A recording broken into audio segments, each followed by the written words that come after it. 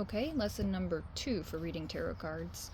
I am not a superstitious person. I do not believe that you have to be gifted your first deck of tarot cards. I think that's silly. I bought my first deck, had never heard of that, never went back. It doesn't matter.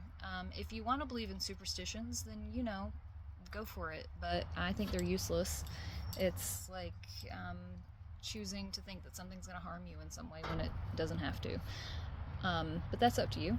So get a deck of cards that you like and then just play with them. The real thing about learning the tarot cards is just learning your deck of cards and interacting with it, because you're creating an energetic connection to these cards and they're going to start talking to you, basically. Just like, I don't know, never mind. So the cards are going to start interacting with you and they're going to start interacting with your field. Carry them around. Put them in your bag and take them everywhere you go. The cards want to get to know you and they want you to like inundate them with your energy. So the more that you, even if you're not sure what to do with them, just pick them up and play with them. You're putting your energy into the cards and they're going to learn you, and they're going to learn the way that you see things so that they can talk to you through your perception. You are the conduit for the messages that are coming through, so your field is filtering the messages, which means that it's not like the cards are talking to you in English. They're talking to you, or the beings who you work with, the energies that you work with, the spirits, whatever you want to call them, are going to send you blocks of information, not words. And your field is translating that through your perception. So every single tarot reader, even with the same deck of cards, is going to read them slightly differently, because we're translating the energy that comes into our field, and that's your job, is to learn how to translate the energy with your own words.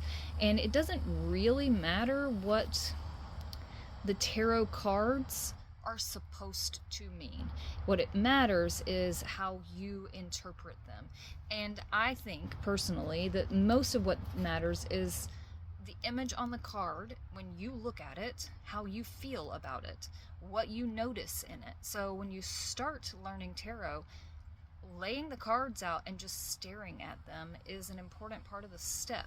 Just look at them. What does this make you feel? What do you think about? And when you start doing readings for other people, you'll notice that the same card will have a totally different meaning from one person to the next, or from one reading to the next. And that's supposed to happen because you are translating the energy of that moment, not a basic message that every card is supposed to mean. So familiarize yourself.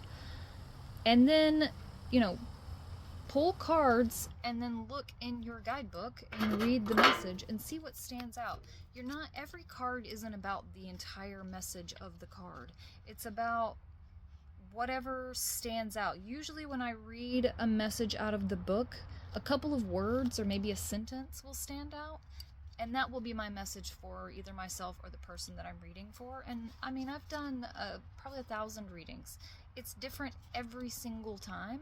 And sometimes sometimes I can pull a bunch of cards. Like, let's say I have 10 cards in front of me, and they will all have a one-word meaning, and it'll be like a sentence. Sometimes I pull one card, and that card, I will just talk and talk and talk. More and more messages will come up through that card, and I'll never have to pull another card. So it's totally dependent on the moment and the situation.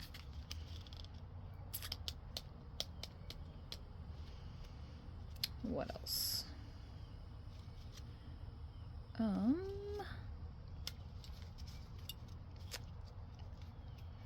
Something that I sometimes do, and this is like, it's dependent on the situation, but if I'm reading, especially if I'm reading for more than one person in a row, I used to do readings at markets. So like one day I had 40 readings in a day. I would do like these 10 to 20 minute readings. And that was a lot. That's a lot of energy to run through your system. I don't suggest that. But if you do more than one reading in a row, first of all, shuffling the cards, but clearing the cards is important, because you don't want to give somebody else part of somebody else's energetic reading. So the thing that I learned to do was just to, sorry, that was probably real loud for you, hit them on the table, just like that. Striking them clears the deck. But I would also usually hand them to whoever I'm reading for and just have them either hold them or shuffle them, not to do anything else, just to put their energy on the card, so that I was sure that the energy that I was picking up on and that the cards are picking up on was their energy. You need to make a connection between the person and the cards that you're holding and the moment that you're in, especially if you feel scattered, or if they feel scattered. You might have an empath sit down and they might pick up on energies from God knows what.